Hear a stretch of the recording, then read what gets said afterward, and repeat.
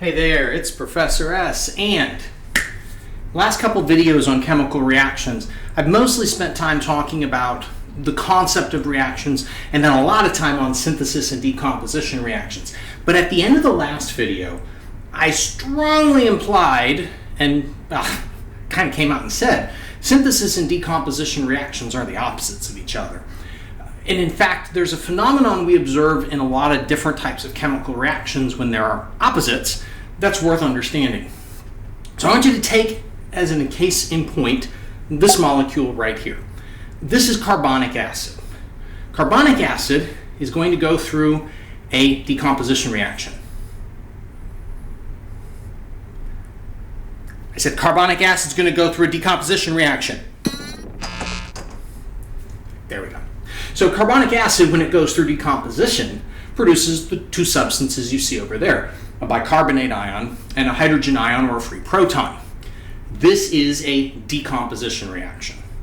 Now, if you'll excuse me for a second, let's see if I can mess with this a little bit.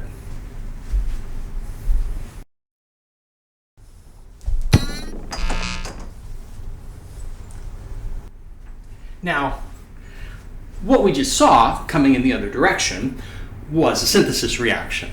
With a little nudge, the free proton and the bicarbonate ion combine to reform carbonic acid.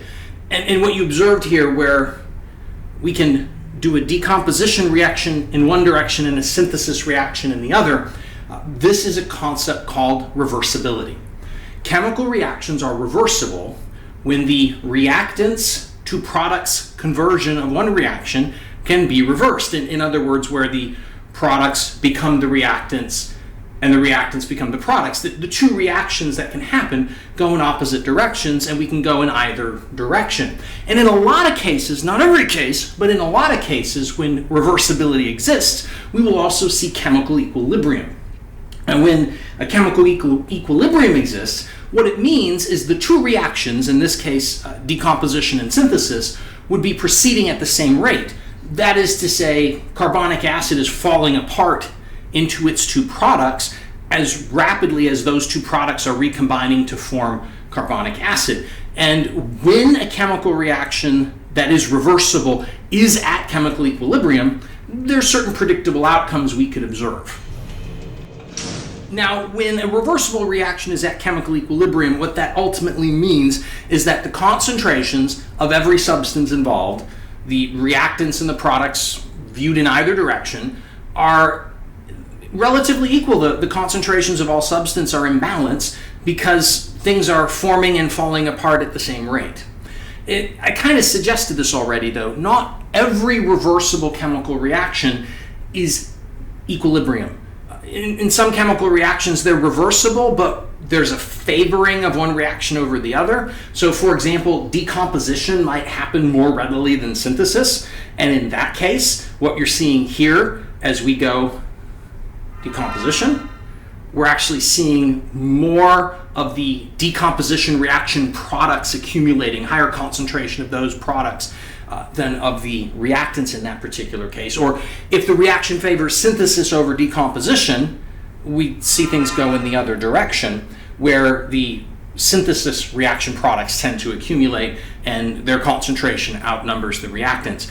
But the bottom line is this: if a synthesis and a decomposition reaction that are paired can both happen for a particular reaction, then that reaction is said to be reversible. And if the amounts of every substance present, the concentrations are relatively equal, that reversible reaction can lead to chemical equilibrium, which covers an awful lot of chemical reactions, but there's still a couple more reaction types I want to take some time to talk about in the next and last two videos of this series.